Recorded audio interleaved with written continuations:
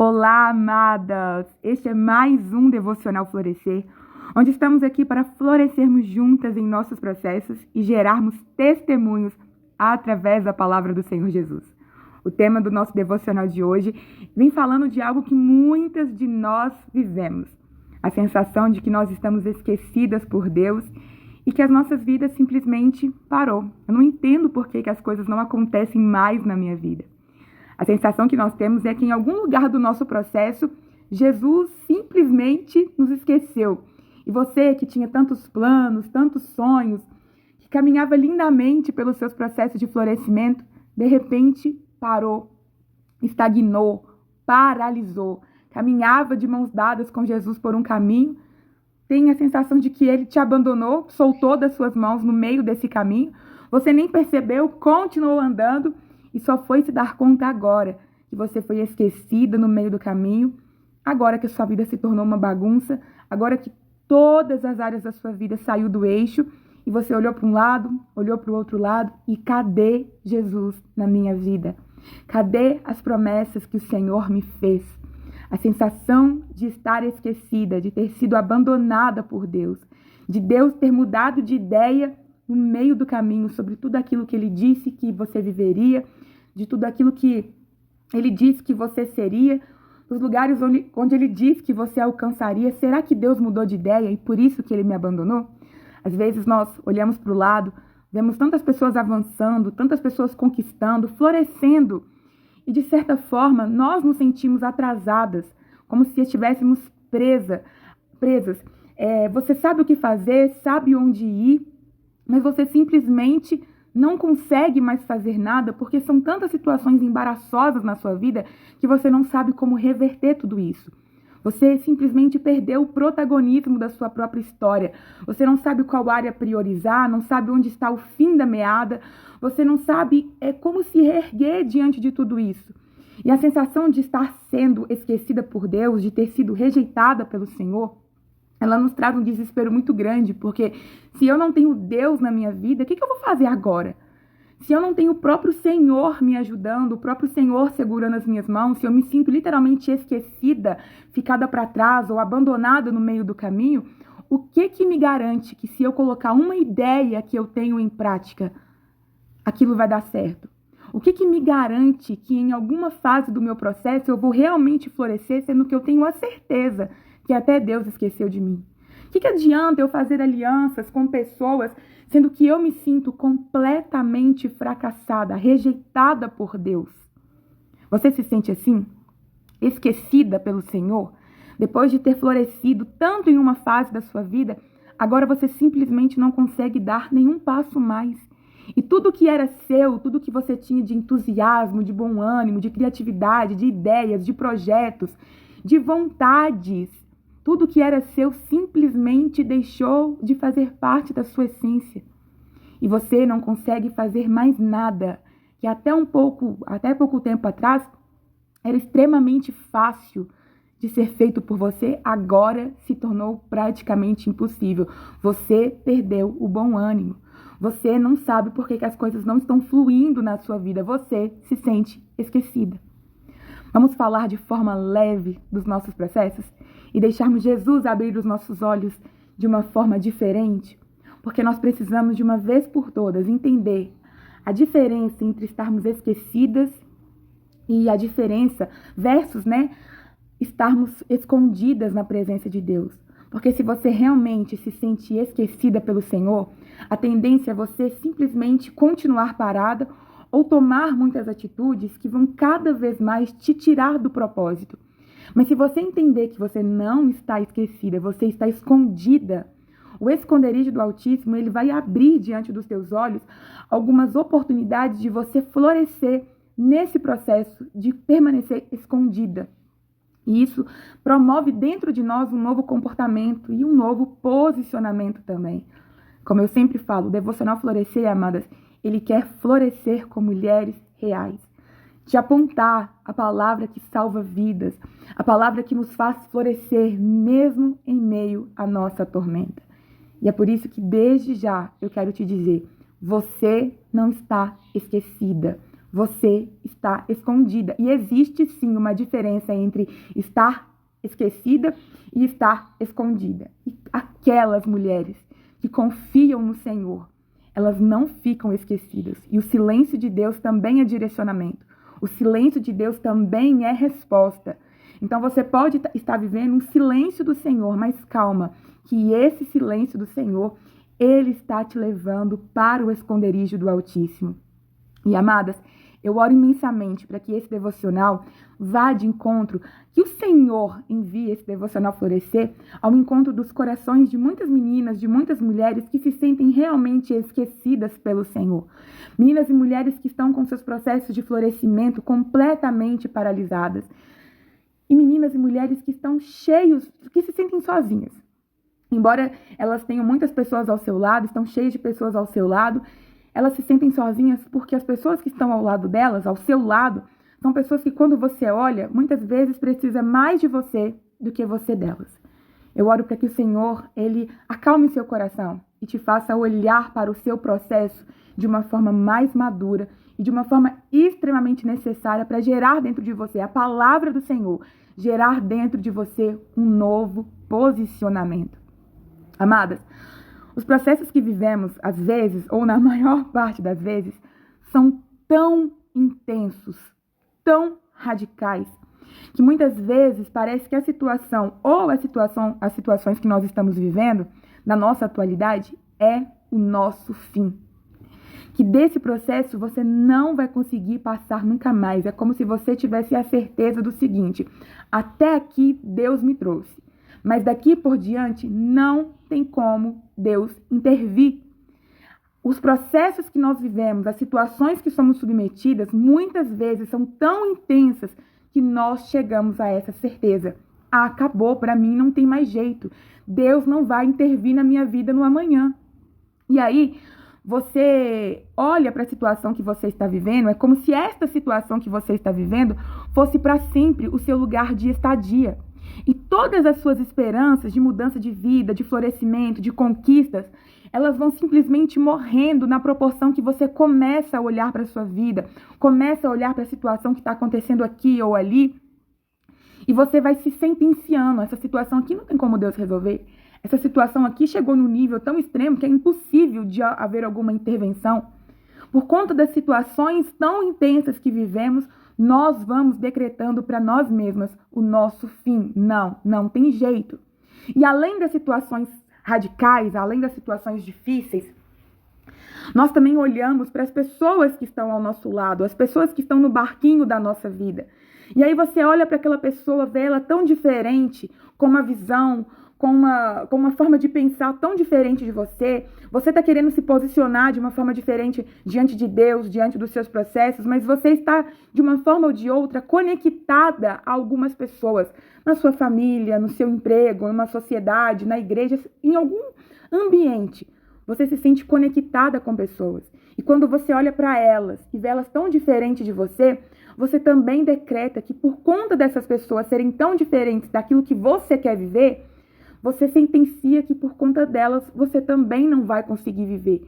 É por conta do meu marido, é por conta do meu irmão, do meu amigo, dos meus sócios, da pessoa que eu tenho que compartilhar a vida, por conta dos meus pais, por conta dela. Deus não vai intervir na minha vida porque ela é muito difícil, porque ela tem uma visão diferente da minha. Então, por conta das situações improváveis e das pessoas improváveis ao nosso lado, muitas vezes, quando nós focamos nessas pessoas e nessas situações, nós temos para dentro de cada uma de nós a certeza de que não tem como Deus intervir, que não tem como Deus desatar esse nó que transformou a nossa vida. E aí, neste momento desse desespero, dessa constatação que você começa a gerar sobre a sua própria vida, vem o desânimo, vem o desespero, a depressão, a ansiedade e até mesmo os pensamentos de ceifar a sua própria vida. Porque você começa a ter tantas dúvidas, tantas indignações dentro de você. Será que vale a pena viver? Será que vale a pena sonhar? Será que vale a pena projetar o meu futuro? Será que vale a pena empreender ou voltar a empreender? Será que vale a pena continuar servindo Deus? Será que vale a pena continuar no meu ministério? Será que vale a pena esse casamento? Será que vale a pena continuar lutando por essas pessoas que estão ao meu lado? São tantas perguntas que começam a surgir na nossa mente, tantas interrogações, que quando você olha para a sua vida se torna resposta. Então você pergunta: será que vale a pena insistir? E a situação da sua vida responde: não, não vale a pena. Então, para cada pergunta desesperada que você tem naquele momento da sua vida e que olha para a situação da sua vida e aquilo te responde que não vale a pena, você surta. Você vive um pico de desespero muito grande, uma certeza que você realmente está esquecida. A resposta que você precisa, que você procura, a sua vida te responde. E a sua vida está um caos, a sua vida está uma tormenta. E ver a sua vida respondendo às suas dúvidas te faz pensar o tempo todo em desistir. E é por conta desse pensamento, é por conta dessas respostas que a situação atual das nossas vidas estão nos dando, é que muitas amadas que tinham tudo para florescer na próxima temporada das suas vidas, elas literalmente ceifaram os seus processos de florescimento. Porque simplesmente deixaram ser levadas pelo pico do desespero. E muitas de nós estamos vivendo exatamente esse pico de desespero, a um passo de ceifar a nossa própria vida, justamente porque nós estamos buscando respostas nos lugares errados. Nós estamos buscando respostas na situação atual da nossa vida.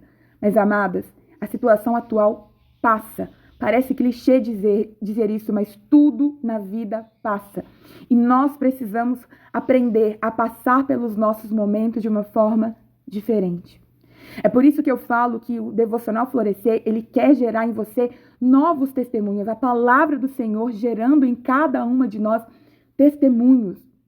E eu quero te encorajar a transformar cada uma dessas dúvidas desesperadoras que flui dentro da sua mente pela palavra de Deus. Você e o Senhor, no secreto de vocês dois, você buscar no Senhor palavra que vai te encorajar. E quando você estiver ali naquele momento da sua tormenta, no caos, quando a dúvida começar a vir na sua mente, você vai transformar a sua dúvida em uma palavra do Senhor para a sua vida. Essa é a verdadeira metanoia. Esse é um processo de florescimento que começa de dentro para fora. A palavra do Senhor Jesus, ela vai começar a fluir dentro de você, literalmente como rios de águas vivas, molhando a sua terra seca. Então você que em um momento ficava cheia de dúvidas, cheia de desespero, agora você se agarra a uma promessa, a uma palavra, a um versículo, a um personagem bíblico, a uma história da Bíblia. Não sei o que Deus vai te dizer, mas eu quero te encorajar a ir para o secreto do seu quarto e a gerar para a sua vida, para a sua história, para o seu coração, para a sua mente, a palavra que vai te salvar. A palavra que no meio da sua escuridão, ela vai iluminar o seu caminho. Olha, Senhor, eu não tenho nada animador na minha história, mas eu vou me segurar e assegurar nessa palavra que o Senhor me deu. Da sua maior dor até a sua bênção. Você vai caminhar a partir de então, segurando uma palavra. A sua escuridão agora será iluminada por uma palavra. Ju, como que eu posso gerar uma palavra?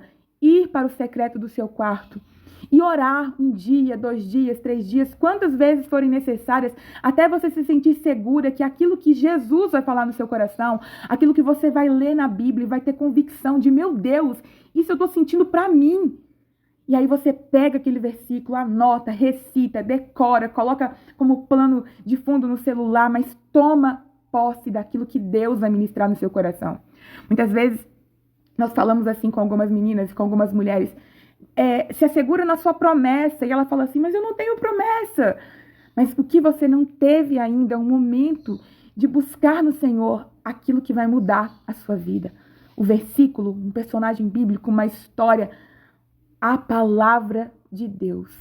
E aí você canta, recita, escreve, desenha, faz o que você quiser, mas segura ela da sua dor até a sua bênção.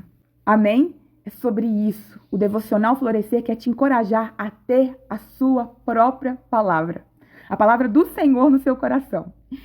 E, amadas, eu não sei qual é a sua história, eu não sei quem é você, eu não sei qual é a última oração que você fez desistindo de tudo, mas eu quero te dizer que se Jesus te trouxe até aqui, eu não me refiro do vídeo, eu me refiro até aqui do momento atual da sua vida.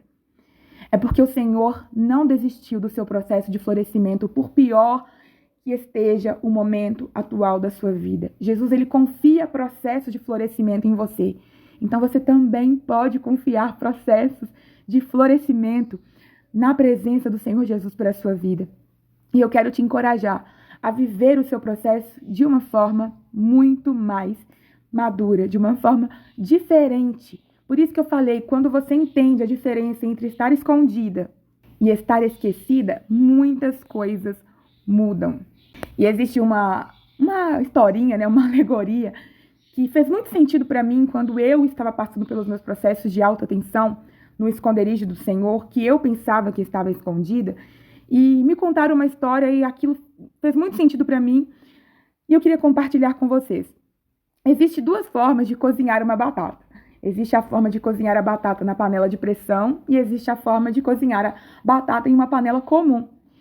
E dentro da panela de pressão, a batata é cozinhada muito mais rápido, justamente por conta da alta pressão da panela. E ali aquela pessoa me dizia assim, Ju, você está dentro de uma panela de pressão, o Senhor te colocou nesse momento de tensão justamente para que você amoleça mais rápido, para que você amadureça de forma mais rápida e também de forma mais segura, por isso que ele te esconde. Porque se o Senhor te colocar dentro de uma alta pressão, mas você não estiver na presença de Deus, você pode ter certeza que aquela autopressão vai causar em você muitos danos, vai causar em você sequelas, vai causar em você traumas. Mas quando o Senhor nos coloca debaixo de uma autotensão, dentro do esconderijo do Altíssimo, dentro da presença dele, tudo aquilo que você viver nesse atual momento, por pior que seja, por mais doloroso que seja, aquilo vai te amadurecer. E muitas vezes nós vivemos os nossos processos de autotensão fora da presença do Senhor, pensando que estamos esquecidas e não nos posicionamos para, de fato, vivermos esse processo de autotensão de forma que vai realmente nos amadurecer. Amadas, eu tinha passado por muitos processos de amadurecimento. Eu já não falava mais da forma como eu falava antes. Eu não me posicionava mais diante das situações como eu me posicionava antes. Eu me vestia de forma mais madura. Eu já tinha passado por muitos processos de amadurecimento, mas ainda faltava na minha história o processo de amadurecer algumas emoções que eu tinha. Eu tinha algumas emoções muito fragilizadas, que me tornava muito imatura. Então, no meio de algumas situações de alta tensão, eu explodia muito fácil, eu explodia de forma muito rápido. Eu era muito dura com algumas pessoas, eu era alguém que ainda cultivava dentro de mim alguns espinhos. E quando acontecia alguma coisa que me tirava do controle da minha vida, a primeira coisa que eu fazia era colocar para fora aquelas minhas emoções imaturas. Então, dentro do esconderijo do Altíssimo, eu vivi um pico tão desesperador que as minhas emoções, elas foram controlando os meus pensamentos, os meus sentimentos. E ali dentro o Senhor expôs tudo para mim. Ele, olha, você em uma semana está na igreja dizendo que rende tudo a mim, dizendo que confia em mim, dizendo eis-me aqui, mas quando eu te coloco dentro de uma situação de alta tensão, de alta pressão, você simplesmente se sente abandonada. Como que você vive esses dois extremos de um dia para o outro, de uma semana para a outra? Porque havia dentro de mim uma necessidade de ser curada das minhas emoções frágeis, que vivendo uma vida que tudo dava certo, eu não tinha percepção do quanto eu ainda era imatura, não nos meus comportamentos, mas nas minhas emoções e na minha fé com o Senhor Jesus. Porque se você sabe que Daniel foi levado na cova de leões, se você sabe que Daniel, ele sentou na mesa da Babilônia e foi forte até o fim e não comeu dos manjares dos prazeres da carne, se você sabe que o Deus de Jó restituiu tudo em dobro para ele, se você conhece o Deus que deu força e sabedoria para Débora ir para uma batalha, se você conhece esse Deus, por que na minha vida ele não é real? Porque na minha vida eu fui esquecida. Então é muito incoerente, muitas vezes, nós vivemos alguns processos que a gente crê em Deus, mas quando chega na minha vida, eu não creio mais. Na minha vida, ele esqueceu. Eu prego que é uma beleza, eu canto que é uma beleza, eu sou aquela que posta fotos e mensagens de fé todos os dias, mas quando chega na minha vida, as minhas emoções imaturas me impedem de crer, me impedem de estar firme e forte na presença do Senhor Jesus. Por isso que o Senhor nos leva para o esconderijo do Altíssimo, porque ali dentro nós seremos tratadas algumas coisas que estão passando desapercebidas diante dos nossos olhos. Muitos são os nossos processos. E quem seríamos nós sem os nossos processos, não é? Quem somos nós sem os nossos processos? Você já se imaginou quem seria você? Onde você estaria hoje se não fosse os processos que você viveu com Deus na temporada passada da sua vida? Qual que seria a canção de adoração ao Senhor que você cantaria para Ele se não fosse os seus processos? Eu posso dizer com toda a convicção que se não fosse os meus processos com o Senhor Jesus, nem viva eu estaria. E os processos são necessários nas nossas vidas. Mas no momento em que nós estamos passando pelos nossos processos, raramente nós conseguimos entender o quão necessário é aquele tempo. E começamos sim a questionar o Senhor. Deus, cadê o Senhor na minha vida? O que está acontecendo? Porque a nossa visão é extremamente limitada. Nós sabemos que processos são necessários, mas quando nós estamos vivendo os nossos, é desesperador. Mas glória a Deus pelo nosso Senhor Jesus, que sabe o jeito e o tempo certo de nos submeter a processos. Processos que são necessários. E Deus não afrouxa processos de quem Ele tem grandes chamados, na vida de quem Ele tem grandes propósitos. Amadas, algum tempo atrás eu vivi um período de experiência extremamente desconfortável. E eu vivi um pico de desespero muito grande. Um desespero na alma, uma sensação de que aquela situação que eu vivia na minha vida, na minha família, era o meu fim. E isso eu já convertida, tá? Pregando, eu vivi esse pico de desespero. Porque eu sou fraca, amadas. Se não for Jesus na minha vida todos os dias me dizendo, vambora, minha filha, só até aqui você chora, agora levanta e vambora, eu sinceramente não sei o que seria de mim. Quem está falando com vocês é realmente uma pessoa que vive o processo de florescimento com o Senhor. E os devocionais Florescer que eu gravo aqui, eles são os frutos dos testemunhos que eu gerei através da palavra do Senhor Jesus e não existe nenhum mérito em mim, é tudo a glória de Deus. Aqui não existe nenhuma mulher maravilha, pelo contrário, eu sou uma improvável assumida, florescendo nos meus processos de dentro para fora, gerando testemunhos através da palavra do Senhor Jesus. E nada me difere de nenhuma outra mulher por aqui. O meu Deus é o seu Deus e é tudo sobre Ele. O que Ele fez na minha vida, o que Ele está fazendo na minha vida, eu creio que Ele fará infinitamente mais na sua vida. Por isso que eu quero compartilhar com vocês a palavra que me salvou. Mas antes de tudo, eu quero te encorajar a ter a sua própria palavra. Voltando ao assunto, eu vivi um tempo de experiências com Deus que eu pensei estar sem Deus, que aquele era o meu fim, que Deus tinha me abandonado. Eu pensava comigo assim, acabou. Até aqui o Senhor Jesus me trouxe, mas daqui por diante acabou. Não tem como sair dessa situação. Se Deus quiser, Ele me tira daqui, mas eu acho que Deus não quer me tirar daqui. Eu não via Deus do meu lado. E, portanto, eu pensava que Ele não iria mais me ajudar. Acabou, é o meu fim. Essa era a única certeza que eu tinha. Eu tinha promessas do Senhor para minha vida, para minha empresa. A minha família tinha promessas, a minha vida sentimental tinha promessa, mas tudo que eu estava vivendo era totalmente o oposto do que Deus tinha prometido ao meu coração.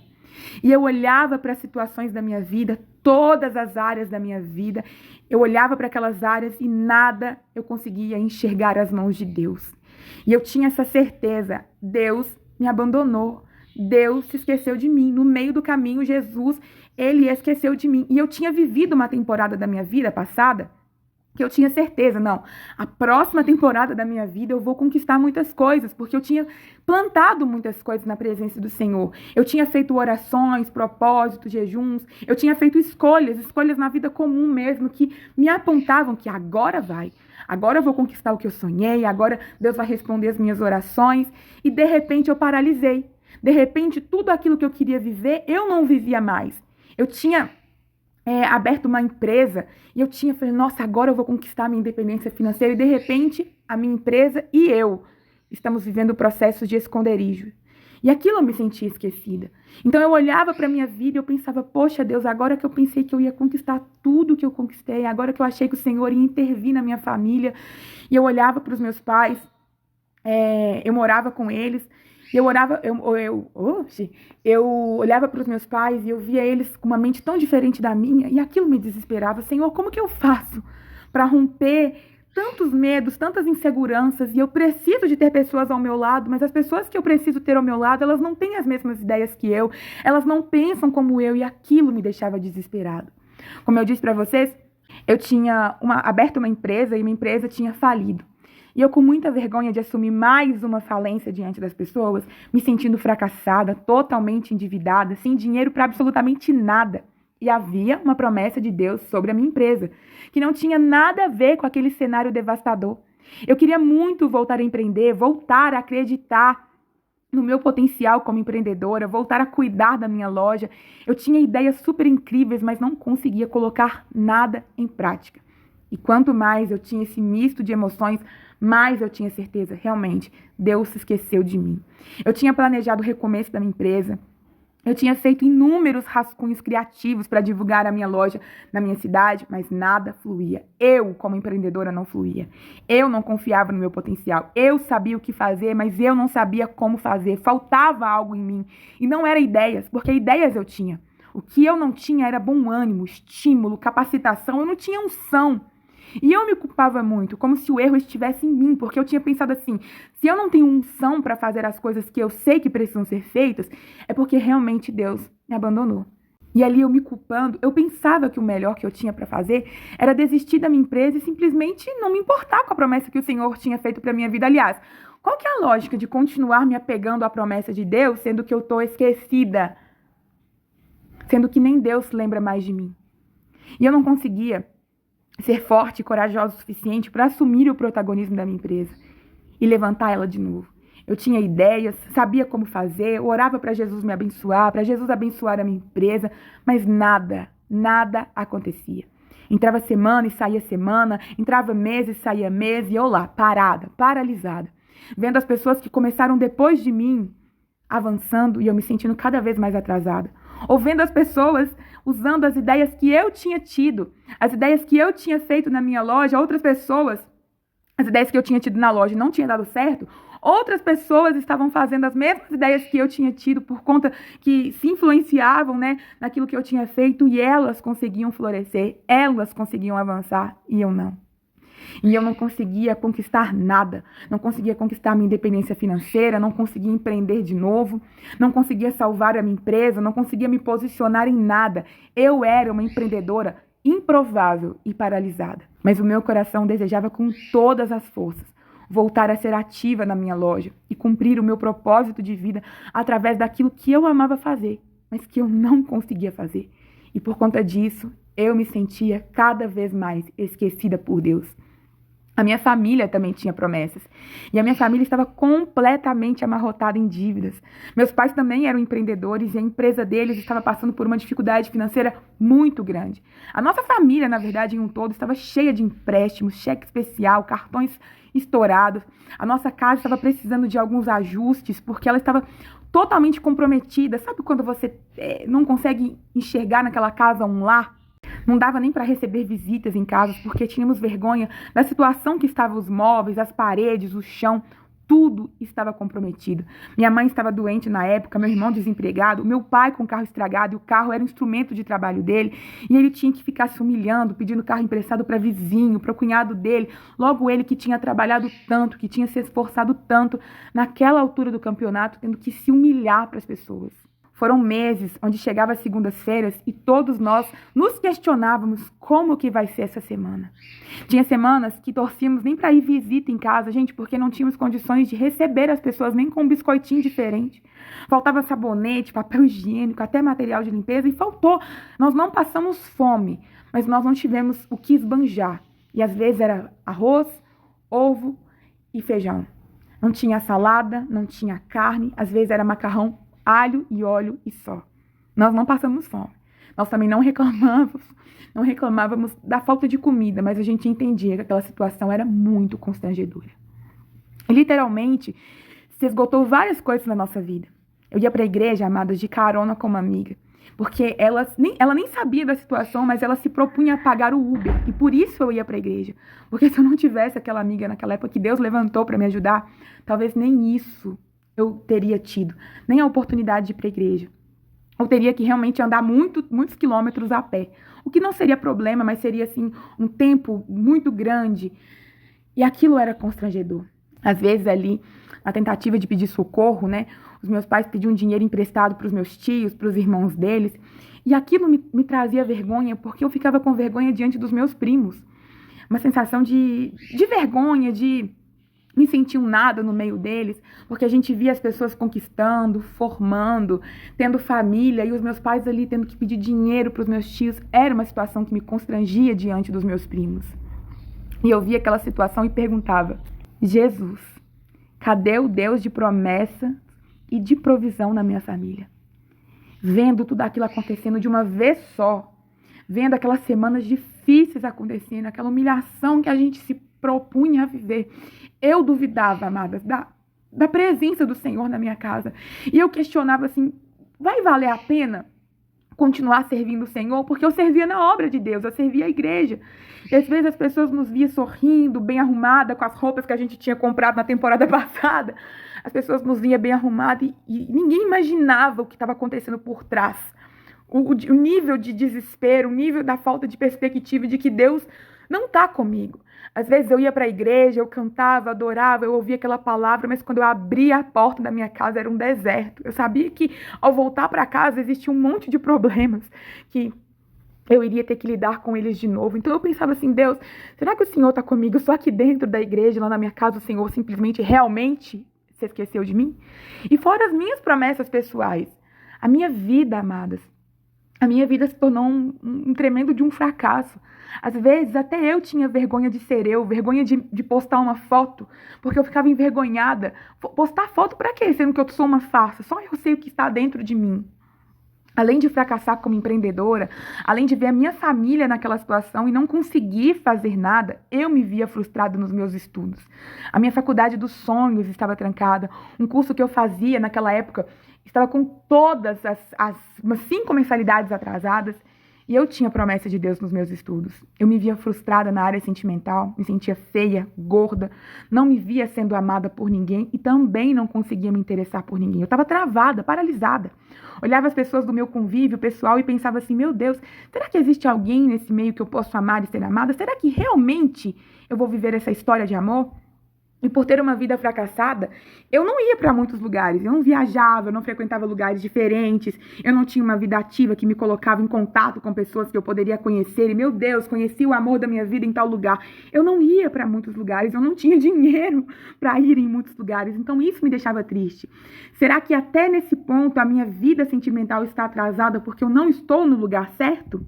Eu queria casar, queria ser mãe, mas eu só via o tempo passando e nada acontecia. E ainda mais tinha que lidar com a pressão das pessoas, né? Algumas piadas internas de pessoas que gostavam de ferir aquilo que já estava ferido em mim. Eu fui chamada de encalhada, de solteirona. E por ter um jeito muito extravagante, eu tive que ouvir de amigos que eu deveria orar o dobro para casar, porque o meu jeito era difícil demais. E ouvir aquilo em um momento tão vulnerável da minha vida me fez pensar assim: Deus, por que para algumas pessoas é tão mais fácil amar e ser amada, e para mim eu tenho que orar tanto e tanto tempo, e agora eu tenho que orar o dobro, porque alguém me disse que eu sou difícil demais? O Senhor realmente me esqueceu ao ponto de nem mais trabalhar dentro do meu coração? Amadas, só Deus sabe as lágrimas de desespero que nós despejamos no chão do nosso quarto durante as madrugadas. O secreto que nós temos com o Senhor, ele se torna um lugar onde muitas vezes as lágrimas escorrem muito mais que as palavras. E era exatamente assim que eu me sentia. Eu me sentia frustrada versus uma vontade muito grande de me arrumar e não ter dinheiro. Eu me sentia envergonhada versus a vontade de tentar de novo a colocar minha empresa em atividade. Eu vivia oscilações o tempo todo. Deus, eu vou tentar, mas não conseguia tentar. Eu vou recomeçar, mas não conseguia recomeçar. E tudo aquilo me fazia ter a certeza de que Deus se esqueceu de mim. Deus tirou de mim a unção, Deus tirou de mim a promessa, Deus tirou de mim a presença, Deus tirou de mim o entusiasmo, Deus tirou de mim tudo, porque eu não tenho nada e a situação que eu vivia me fazia ter a certeza: acabou, não tem mais jeito, se Deus quiser Ele vem aqui, mas por que Deus não quer? E nós como mulheres vivemos desejos internos, né? Eu tinha vontade de arrumar o cabelo, eu tinha vontade de me sentir mais bonita, eu precisava ir no dentista e o cartão estourado, não tendo dinheiro. Aquilo foi mexendo com o meu sorriso, com a minha autoestima como mulher. E eu olhava para o Senhor assim e pensava comigo, Deus, cadê o Deus da beleza da mulher? Cadê o Deus desses congressos de mulheres que eu entro e que eu saio? Cadê o Deus dessas pregadoras bonitas que eu vejo? É só na vida delas que o Senhor está? Amadas, são perguntas que cada uma de nós fazemos na presença do Senhor, que só a gente sabe o desespero de não ter aquelas respostas do jeito que a gente quer na nossa vida. E eu vivi esse período. Não era de um dia, não foi um dia, foram meses, foi uma temporada onde eu perguntava, eu olhava para Deus e eu dizia, cadê o Senhor? Cadê o Senhor de forma palpável na minha história, na minha vida, na minha família? Cadê Deus? E não ver Deus era a certeza de que realmente eu tinha sido esquecida. Só que teve um momento, diante de tantas pressões, que eu cheguei assim, no meu limite. Eu simplesmente surtei, caí em um desespero imenso, uma certeza que Deus tinha me esquecido e que todas as oportunidades do Senhor me abençoar tinham se esgotado. Pensava que eu tinha fracassado para sempre, que aquela situação era o meu fim, que não tinha jeito de Deus agir na minha história. Eu tinha essa sensação ao longo da vida, mas houve um pico de desespero, onde essa sensação ela foi muito mais forte. Que eu seria para sempre uma falida, uma endividada, uma solteirona, que dependeria para sempre das pessoas pagar meu Uber ou me dar carona, que literalmente meus pais morreriam e eu não teria condições de dar a eles um fim confortável. E o pior, veria meus pais ficando idosos sem proporcionar para eles uma vida confortável, netos para que eles pudessem experimentar algo novo na vida deles que estava sendo tão difícil. Ou seja, eu tinha certeza que era o meu fim, que tinha acabado tudo. E eu realmente não conseguia enxergar Jesus entrando naquela situação, naquela bagunça. E isso tudo tornava as coisas muito mais desesperadoras. Jesus me esqueceu. E o que eu faço a partir de então? Eu tento viver uma vida sem Jesus ou eu me mato? Eu tinha essas duas dúvidas no meu coração. Já que Deus me esqueceu, eu vou tentar, mesmo não tendo certeza da vitória, de que eu realmente não vou conseguir, ou eu ceifo a minha vida e pronto, e acabou. E diante dessa constatação feita por mim mesmo, que tinha acabado todas as providências do Senhor na minha vida, houve um dia específico que eu estava em casa e veio esse pico de desespero. Esse pico vinha e vinha. E diante das más notícias, eles sempre se intensificavam. Então, houve uma semana que eu estava muito vulnerável. E eu tinha operado naquela época, precisei ficar de repouso, 100% de repouso. Então, eu estava dependente da minha mãe, dependente do meu irmão. A minha mãe estava doente, ela me ajudava um pouquinho e logo ela precisava repousar, porque ela tinha muitas dores crônicas muito fortes. E eu tinha que me posicionar, eu tinha que ser a líder da minha família, eu era multifuncional da casa, era eu que arrumava as coisas, era eu que organizava a casa, e a casa foi ficando suja, bagunçada, e eu vendo que se eu morresse, eles ficariam naquela bagunça para sempre. Não só bagunça organizacional, mas a vida deles se tornaria uma bagunça. Então eu me via frustrada, de repouso, e ainda com a certeza que se eu morresse, a minha família iria ficar em uma situação mais vulnerável do que nós já estávamos. E eu ficava assim, Deus, por que o Senhor, então, pelo menos não mata os sonhos que existem dentro de mim? Porque talvez se o Senhor matar esses sonhos, tirar essas vontades que eu tenho, eu vivo a vida fracassada, mas com menos intensidade, porque eu não vou sonhar mesmo, eu não vou desejar mesmo, eu não vou cobiçar mesmo, eu não vou querer me arrumar. O inútil, o fracasso vai ser normal para mim. Então eu entrava nesse conflito muito grande com o Senhor. Por que Deus não tira de mim essas vontades que eu tenho? Porque eu sou uma fracassada. Essa era a sentença que eu tinha me dado.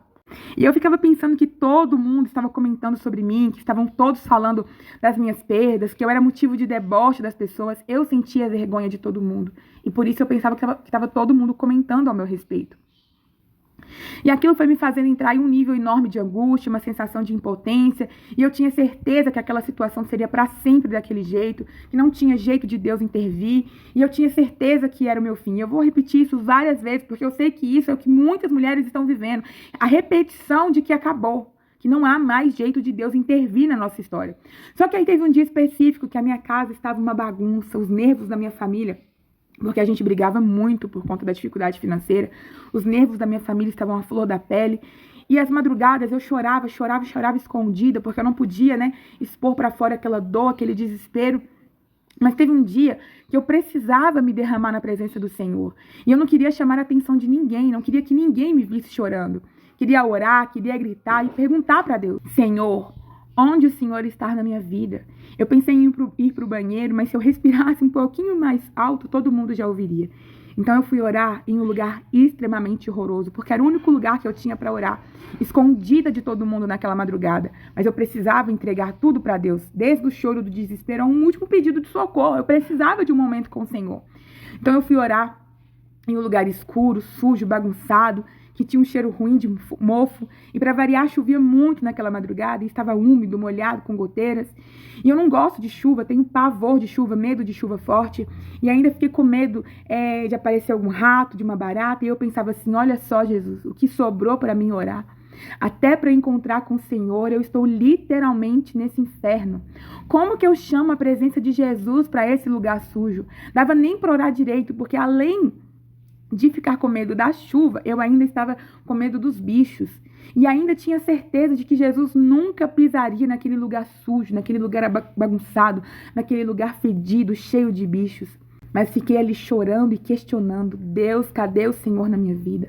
Eu não tinha muito o que orar, eu só ficava perguntando: Jesus, cadê o Senhor? Fiquei ali dentro daquele porão, sozinha de madrugada, em meio à chuva e em meio ao pavor de um bicho passar no meu pé, e sempre chorando e clamando e perguntando: Deus, cadê o Senhor na minha vida? Eu chorava sem parar, querendo de todos os jeitos enxergar Jesus na minha tormenta. Só que eu estava em um lugar que eu tinha certeza que Jesus não iria. Além de me sentir esquecida, como que eu venho para um lugar desses? Chamar a presença de Deus, aí que ele não vai vir mesmo. E ali, naquele porão, eu fui me sentindo esquecida, rejeitada, abandonada, ao ponto de ir parar em um lugar completamente improvável para a minha realidade. E eu não digo do porão não, amadas. Vocês já sentiram essa sensação de terem sido esquecidas depois de tudo que Deus te prometeu? E aquilo que você está vivendo não coincide com o que Ele te prometeu? O lugar que você está não coincide com o lugar que Ele te prometeu? Depois de tudo que você desejou conquistar e você pensava assim: agora vai, de repente você regride 10 passos para trás? Que lógica é essa? Que matemática é essa de Deus? Que quando eu acho que vou ser abençoada, eu volto no início de tudo, eu volto para o fim, para o lugar de insatisfação e prisão, porque muitas são as nossas prisões. Depois de tudo que Deus tinha me prometido, depois de tudo que Deus te prometeu, Ele prometeu que você sentasse na mesa do banquete, mas agora você está com a sua cama no inferno. E foi nessa madrugada de desespero que eu tinha certeza que Jesus não entraria naquele lugar. Eu lembrei de um Salmos que eu amo muito, que é o Salmo 139. E no Salmo 139, no versículo 8, diz assim: se eu subir aos céus, tu estás. Se eu fizer a minha cama no inferno, ou algumas versões diz: se eu fizer a minha cama na sepultura, eis que tu estás lá também. Esse foi o versículo, amadas, que eu substituí todas as dúvidas que eu tinha por esse versículo. E naquela noite que eu lembrei desse versículo, comecei a recitar esse verso incontáveis vezes, enquanto eu chorava desesperadamente a dor do meu esquecimento. E eu falava com o Senhor: Jesus, se eu fizer a minha cama no inferno, eu sei que tu estás.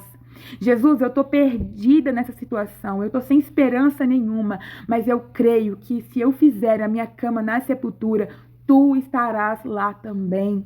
E eu fui gerando, quando eu recitava esse versículo, foi gerando dentro de mim a certeza de que, independente de como estava a minha situação, o meu amigo Jesus viria. O meu amigo Jesus viria, o meu amigo Jesus viria. E eu fui recitando, diante de tantos pensamentos negativos, eu fui falando a palavra que o Senhor me deu no meio da minha tormenta. Se embora eu fizesse a minha cama na sepultura, o Senhor Jesus viria, o Senhor Jesus estaria ali. E por causa desse versículo, naquela madrugada, eu entendi que para Deus não existe lugar geograficamente físico que possa impedir a presença dele de ser manifestada. Não existe um lugar que Jesus não pisa, até no inferno. Com a minha cama na sepultura, lá ele está. E mesmo com medo e desconfortável, eu orei a oração do Jesus: eu me rendo. Mesmo até sem saber o que render, como me render, eu apenas me entreguei. Jesus, eu não aguento mais. Eu estou aqui, eu quero te ouvir, eu preciso do Senhor, eu me rendo, Senhor, eu me rendo. Eu tinha cansado de brigar, de ser forte com Deus. E eu fui ali me entregando, porque quando eu tinha certeza que Deus tinha me esquecido, eu não conseguia entender que eu estava em um processo. Mas quando o Senhor me deu aquela palavra e eu recebi a visitação do Senhor, eu entendi que por não estar esquecida, Ele estava me submetendo a um processo, só que eu não entendia aquele processo. E foi exatamente naquele dia, no meio daquela dor, naquele lugar improvável, que o Senhor ministrou no meu coração: filha, calma, você não está esquecida, você está escondida. Então, quando Deus me disse isso, eu falei assim: Senhor, então eu estou debaixo de um processo. O Senhor entrou naquele lugar sujo para me fazer entender as coisas que eu ainda não tinha tido a percepção. Não era esquecimento, era um período necessário para a minha projeção. Só que eu precisei viver esse momento com o Senhor de dor ao nível extremo para entender a diferença do meu processo. Não é esquecimento, é esconderijo. Amadas, a Bíblia nos conta sobre um período que Davi também ficou escondido na caverna de Adulão. E a caverna de Adulão foi um lugar de esconderijo que Davi ficou quando ele estava fugindo de Saul. E Davi é inclusive o autor da frase: se eu fizer a minha cama na sepultura, eu sei que tu estás lá. Escondido dentro de uma caverna escura, fria, sombria, úmida, Davi sabia que ainda, apesar daquele lugar geográfico ser improvável, o Senhor estava ali com ele. Talvez Davi se sentisse sozinho, desconfortável, esquecido, mas ele chegou nessa conclusão e recitou ao Senhor essa adoração em um dos piores momentos da sua vida. Mas essa era a palavra que Davi caminhou: se eu fizer a minha cama na sepultura, eu sei que o Senhor está lá. A história do Davi fala muito ao meu coração. E Davi tinha sido consagrado a rei. A promessa era uma, mas a realidade era outra. Por conta da promessa, agora Davi passava um período significativo da sua vida naquele esconderijo, se escondendo de Saul, que queria matar Davi por conta da promessa de Davi. Olha a matemática de Deus nessa história de Davi. Se era para ser bênção na vida de Davi e Davi ser bênção na vida das pessoas, qual a lógica dele parar dentro de uma caverna e retroceder todos os seus passos? Não era mais coerente Davi simplesmente continuar conquistando tudo até chegar onde Deus tinha prometido a ele? Mas, amadas, o Senhor, ele não trabalha com a lógica humana. E entender isso nos dá uma nova visão do nosso processo. Deus não precisa daquilo que eu acho natural para agir na minha história. Deus não trabalha com a lógica humana. E foi assim na vida de Davi. Davi sabia qual era a promessa: serei rei. Mas o Senhor sabia qual era o processo: um tempo de esconderijo do Altíssimo lá na caverna de Adulão. Dentro dessa caverna, Davi encontrou homens tão fracassados quanto ele. Homens endividados, descontentes com o governo de Saul e vivendo inúmeras dificuldades políticas e sociais. E foi ali, no esconderijo do Altíssimo, em uma matemática que não fechava, que Davi foi forjado a ser líder de Israel. Deus poderia dar para ele um exército pronto e bem armado, mas o Senhor entregou para Davi os endividados, os fracassados, os rejeitados pela sociedade. Um lugar que podia matar a fé de Davi foi transformado na maior escola do maior líder de Israel. E Davi era um homem comum. Os salmos relatam a dor na alma daquele pseudo-rei. E foi na pior condição, naquele projeto de rei. Eu gosto muito de Davi, gente. Mas foi na pior condição de Davi que os valentes de Davi se juntaram a ele e tornaram os soldados mais leais e corajosos, que ajudaram Davi em diversas batalhas e trouxeram o prestígio que Davi tem até hoje. Os fiéis ex-fracassados foram instrumentos de Deus para o cumprimento do propósito de Deus na vida de Davi. E aí eu te faço essa pergunta: quem são os improváveis que estão do seu lado nessa caverna? Quem você olha e pensa assim: olha isso daqui, eu estou sozinho mesmo, porque eu não posso confiar nessas pessoas. Eles estão mais com dificuldades que eu, estão mais fracassados que eu. Amadas, são essas pessoas que o Senhor vai usar para cumprir o seu propósito. Na caverna de Adulão, nem todos tinham a mesma visão que Davi. E não deve ter sido fácil para Davi se tornar líder de homens que estavam sem esperança. Mas alguma coisa aconteceu em Davi para que aqueles homens acreditassem nele. Davi deu testemunho de líder. Ainda preso dentro de uma caverna, Davi deu testemunho do coração dele quebrantado, ainda preso dentro de uma caverna. Aqueles valentes de Davi Eles não viram Davi forte e corajoso. Eles viram as vulnerabilidades de um rei. E diante daqueles homens, o Davi foi sendo transformado em um rei segundo a unção do Senhor, que ainda estava dentro daquela caverna, porque não é o lugar geográfico que impede a presença do Senhor. E diante daqueles homens, o Senhor foi enchendo, capacitando, ungindo Davi através dos processos, porque é muito fácil ser ungida ali junto com Samuel. Mas ser consagrado e transformado em rei foi diante das pessoas através dos processos.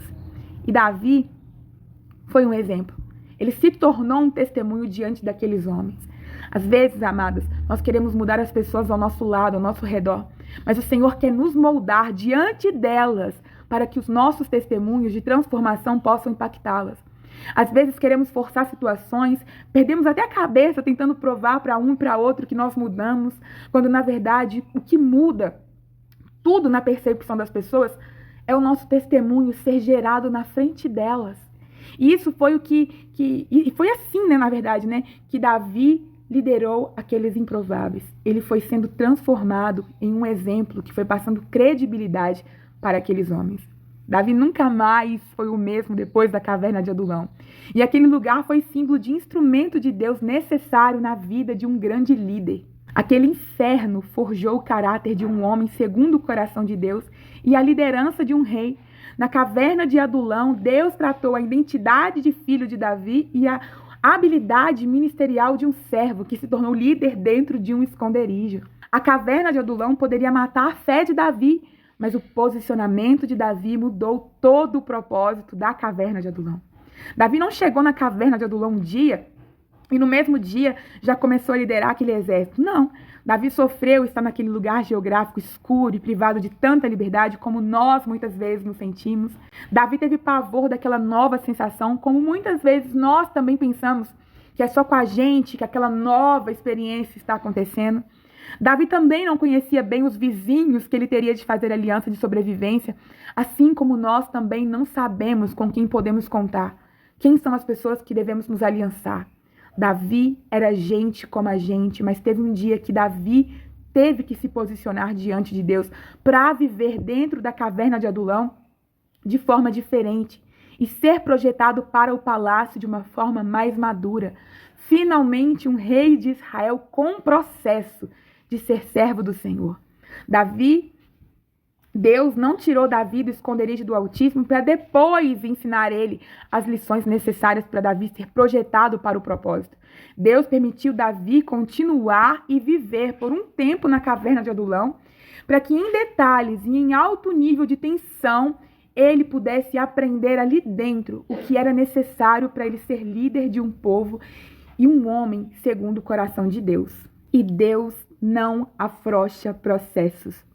Muitas vezes oramos ao Senhor para nos tirar de certas situações, mas são nessas situações que o Senhor nos forja. Como eu disse, Davi nunca mais foi o mesmo depois da caverna de Adulão, mas a caverna continuou lá, sendo caverna. Mas ele entrou um menino e saiu líder, rei e mais adorador ainda.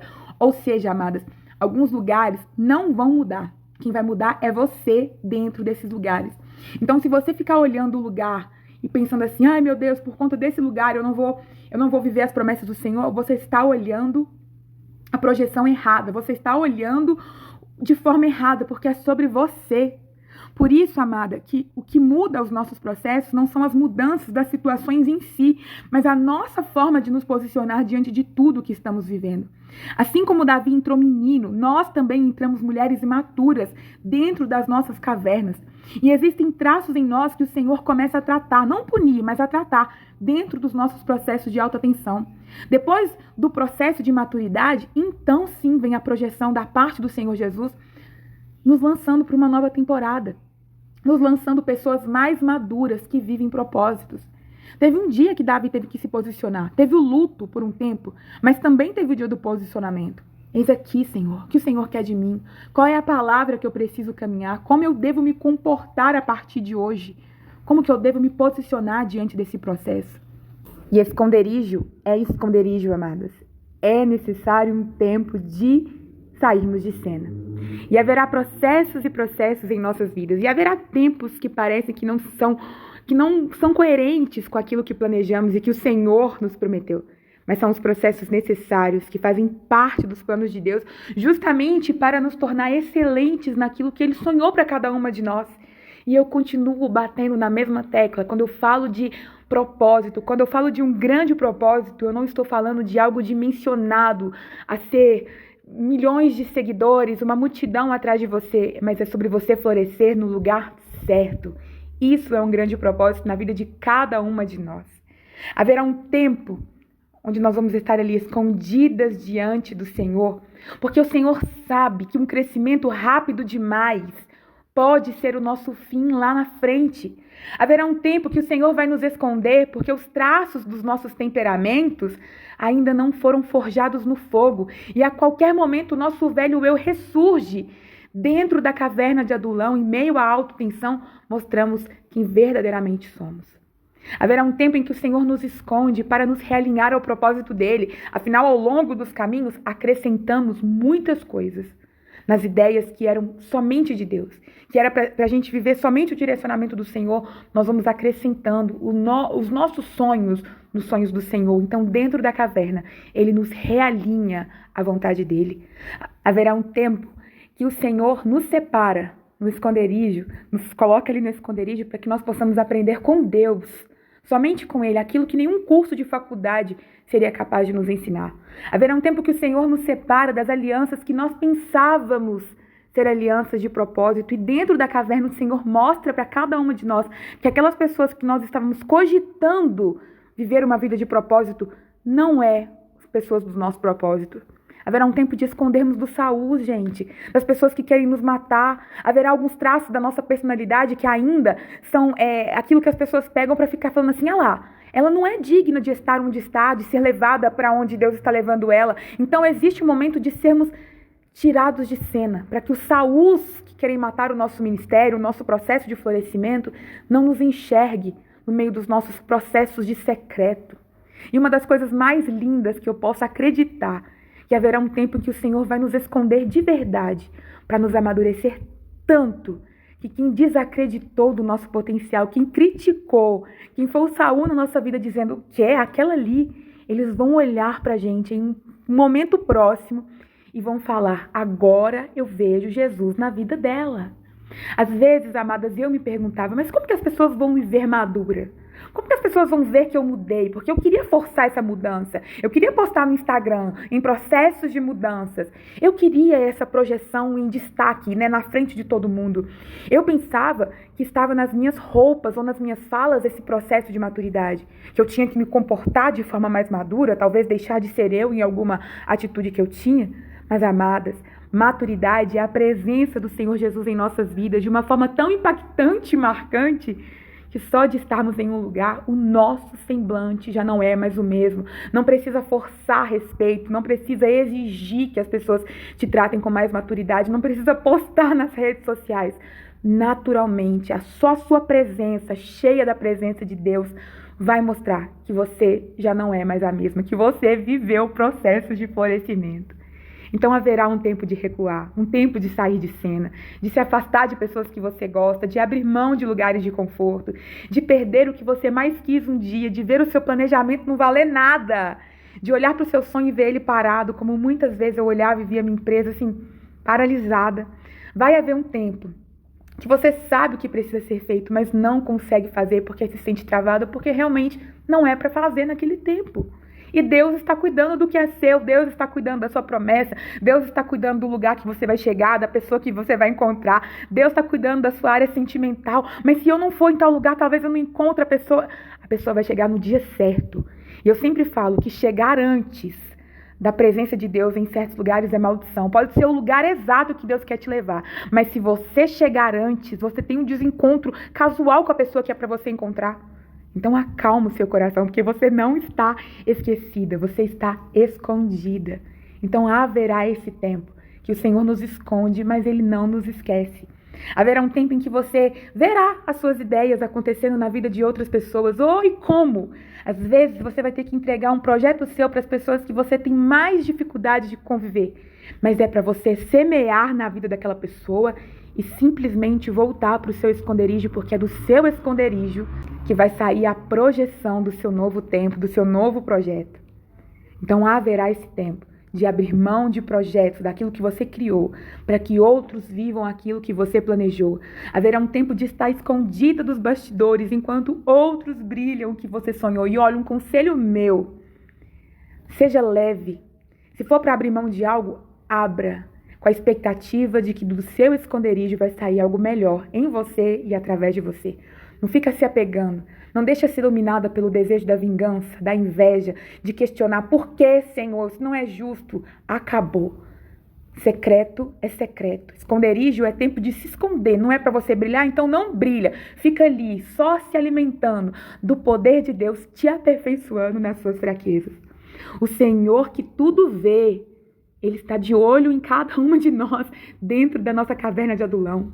Ele está observando quais são os nossos sentimentos. E quanto mais sentimentos negativos nós permitirmos fluir dentro de nós, mais tempo nós vamos permanecer ali dentro. O Senhor nos escondeu, mas estamos o tempo todo querendo, de certa forma, ter razão das coisas. Isso é brigar de ainda tentar ser forte contra Deus. Amadas, tempos de esconderijo requer posicionamento. Não basta apenas estar escondida, precisamos de fato estarmos bem posicionadas no esconderijo do Altíssimo, descansando na sombra do Onipotente. Ou seja, não basta apenas não saber o que está acontecendo na sua vida, é necessário você se posicionar para entender que tipo de processo você está vivendo. Descansar na sombra do Onipotente em meio ao deserto, é encontrar no Senhor Jesus o seu único abrigo, mesmo no pior cenário da sua vida. Você precisa passar esse processo descansando no seu único abrigo. Passar esse processo com Jesus. O seu amigo Jesus está aí, minha amada. O Senhor visita as nossas cavernas. O Senhor está ao nosso lado em meio ao inferno. Ele ainda está lá, mesmo com a nossa cama na sepultura. Amada, na pior situação do seu dia, na sua maior humilhação, no dia que você recebeu um não, no dia que você foi rejeitada, no dia que você foi passada para trás, Ele estava lá porque você não estava esquecida. No dia que faltou alimento, no dia que as companhias de água e luz interromperam os serviços, no dia que você teve fome, no dia que você dependeu de alguém para chegar em um lugar e se sentiu constrangida, no dia que você trancou sua faculdade, no dia que você perdeu o emprego, no dia que você precisou abrir mão de um cargo, no dia que uma pessoa brilhou no seu lugar, Ele ainda estava lá porque não era esquecimento, era cuidado. No dia que seu maior aliado rompeu com você, no dia que você não tinha moedas para o pão, no dia que você salivou com vontade de comer algo que viu na padaria, mas que também não tinha dinheiro, no dia que você entrou no provador para experimentar uma roupa, sabendo que não tinha condições de comprar, mas só queria ver como que aquela roupa ia ficar no seu corpo, Ele estava lá, contemplando os desejos do seu coração. No dia que a sua empresa faliu, no dia que foi exposto à sua maior vergonha, no dia que te levantaram em falso, Ele continuou ao seu lado, porque você não estava esquecida. No dia que você errou, no dia que você abandonou um lugar sem a direção de Deus, no dia que a sua pior versão foi evidenciada pelo seu velho eu, mesmo depois de todos os processos, você ainda deixou o seu velho eu ressurgir, ele continuou lá. Sabe por quê? Porque a sombra do Todo-Poderoso não te esqueceu. Ele ainda está com você. Ele ainda é o seu descanso para você recomeçar e refugiar. O seu amigo Jesus não te abandonou. Embora você saiu de cena, Ele continua em uma nova cena com você. Ele está com você no seu esconderijo, por isso é o esconderijo do Altíssimo. Esse lugar, por pior que seja, ainda é um lugar que a presença do Senhor Jesus não te abandonou. E se você parar para pensar bem, você vai ver que realmente saiu de cena, saiu de situações que você, aos olhos normais, não conseguiria sobreviver, e você sobreviveu a dias caóticos. No Salmos 91, tão conhecido Salmos 91, fala exatamente sobre o propósito do esconderijo. Aquele que habita no esconderijo do Altíssimo e descansa na sombra do Todo-Poderoso vai poder dizer ao Senhor: Tu és o meu refúgio e a minha fortaleza, o meu Deus em quem confio. Amadas, muitas de nós somos levadas ao esconderijo do Senhor, mas poucas de nós temos a consciência do tanto que esse lugar tem o poder de nos projetar para o futuro. Poucas, de fato, descansam na plenitude que esse tempo horroroso, porque é horroroso mesmo, é exatamente a situação necessária para nos ensinar a sermos mais íntimos do Senhor, ao ponto de dizer: é o meu Deus. Ele é o meu refúgio, Ele é o meu amado, meu amigo, meu Senhor, porque é nele que eu confio de uma forma muito pessoal. O lugar secreto, o esconderijo do Altíssimo, a sua caverna do Adulão, tem o poder de te fazer conhecer Deus cada vez mais, de uma forma imensamente pessoal, que fora desse esconderijo você não seria capaz de conhecer. Porque você vai conhecer o Jesus no inferno da sua vida. Porque você vai conhecer o caráter de um Deus que te ama mesmo na sua pior versão. Porque você vai conhecer o Jesus que verdadeiramente se importa com as mulheres, se importa com você, com os dilemas femininos que você vive. Porque você vai conhecer um Deus que te perdoou várias vezes quando nem você queria se perdoar mais. Porque você vai entender que em todos esses momentos difíceis, o seu amigo Jesus de verdade estava lá, porque você não está esquecida, você está debaixo do esconderijo do Senhor. De tantas experiências que começamos a ter com o Senhor de forma cada vez mais pessoal, Ele vai se tornando infinitamente mais nosso amado, nosso Deus. E então, amadas, nós vamos ser vistas com Ele. O semblante dele nos tornando maduras. Nós vamos ser mais confiantes nele. Vai vir outras situações, mas eu já aprendi a confiar. O meu amigo Jesus sempre vem. Nós vamos ser mais amigas dele. Quanto mais amigas de Jesus, mais parecida com ele nós somos. Não vamos mais ser a imagem e semelhança do nosso velho eu. Mais presente com ele. Aonde ele está, ali eu estarei. Ali eu vou repousar. O povo dele será o meu povo. Mais parecidas com ele, ao ponto das pessoas dizerem, agora eu vejo que ela realmente mudou. E assim nós vamos falar como Jó. Antes eu conhecia o Senhor só de ouvir falar, mas agora eu sei quem é o Senhor na minha vida. O Senhor tem nos levado para esse nível de esconderijo. O propósito do esconderijo do Altíssimo é conhecermos o Deus que se importa com cada uma de nós, o Jesus que se importa com as mulheres, o Jesus suficiente para entrar no pior dia da minha vida e me visitar no inferno das minhas bagunças e sentar na minha cama, mesmo ela estando na sepultura. E não desistir de mim, e não desistir de você. Mesmo você pensando que esgotou todas as provisões de Deus em sua vida, o Senhor Jesus ainda virá ao seu favor. Ele ainda está com você aí, mesmo você pensando que está esquecida, Ele está o tempo todo dizendo, esse processo é necessário para te forjar. No meu tempo de esconderijo, eu chorei muito. E eu também questionei muito ao Senhor as respostas que eu queria ter de forma imediata. Na verdade, eu custei entender que eu estava escondida. E mesmo depois que eu entendi que eu estava escondida, eu protelei muito o fato de me manter onde Deus queria que eu estivesse e que de fato era escondida. Eu queria o tempo todo continuar controlando algumas situações, sendo destaque onde eu pensava ser justo eu estar. Eu não queria sair de cena. Eu me esforçava bastante para ser notada pelas pessoas, porque eu queria provar que eu tinha mudado com as minhas próprias forças. Eu não sabia o propósito do esconderijo, por isso muitas vezes eu confundi o esconderijo com o abandono. Eu confesso a vocês que demorei muito para entender que a parte principal dos meus processos era eu mesma. E que Deus tinha visto em mim a necessidade de viver uma autotensão justamente para me amadurecer mais rápido e de forma certa, porque muitos de nós amadurecemos e muito em vários processos das nossas vidas, mas amadurecemos desalinhadas do processo e do propósito. Eu tinha aprendido a ser forte, eu tinha amadurecido minha força, mas eu era forte com a minha própria força de autossuficiência. Eu não sabia pedir ajuda, eu não sabia dividir os meus problemas com as pessoas e, por consequência disso, eu também não sabia dividir as vitórias. Era tudo para mim, eu queria só para mim as vitórias. Eu precisei aprender sobre a necessidade de depender das pessoas, a ser mais vulnerável nas minhas relações e a entender que, de fato, não era tudo sobre mim. Eu ainda era exatamente autossuficiente com as minhas desculpas de que eu não queria incomodar ninguém, mas na verdade eu era soberba. Eu amava me vangloriar das ideias que eu tinha, até que um dia as ideias que eu tinha não valiam de nada. Porque se eu não tivesse a presença de Deus, se eu não dependesse das pessoas para me ajudar, quem seria eu nos meus processos? Eu teria ficado paralisada.